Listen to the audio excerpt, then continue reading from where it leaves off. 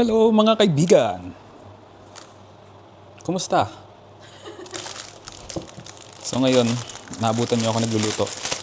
Luto tayo ng pesto. Ito.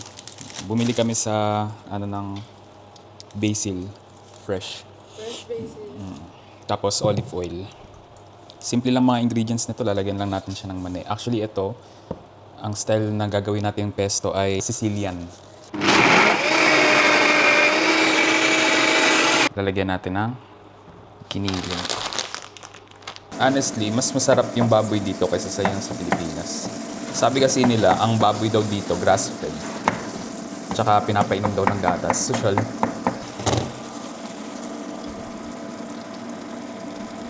Ang kakaibang kulay ng pesto na to. Napakalapot. Hinahalo na lang basta sa pasta. Hindi mo na kailangan lutuin.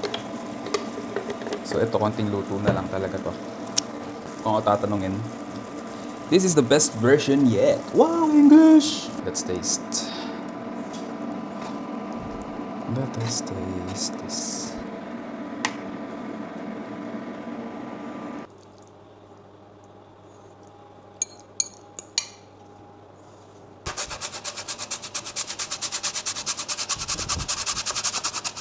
Ang original na ginagamit dito,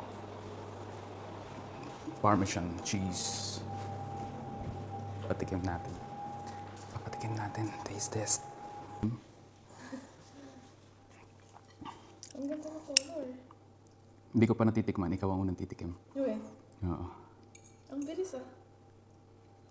Haluin mo yung cheese. Anong cheese to? Yung hindi yan yung binili mo. Yung nakalagay pa sa ref yan. Hindi naman siya mainit na. Walang asin. Sarap. Ang masarap na pasta kasi yung pasta kasama kita. Ang sarap.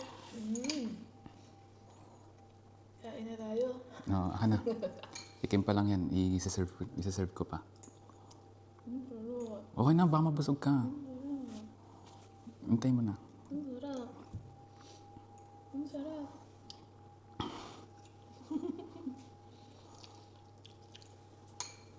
Ang nagpapatagal lang naman kasi yung prepping. Dun dun dun dun dun dun dun dun dun dun dun dun dun. Dun dun dun dun dun dun dun dun dun dun dun dun dun. Yun lang po. Thank you for watching, guys. Papakita ko sa inyo. Tadaan!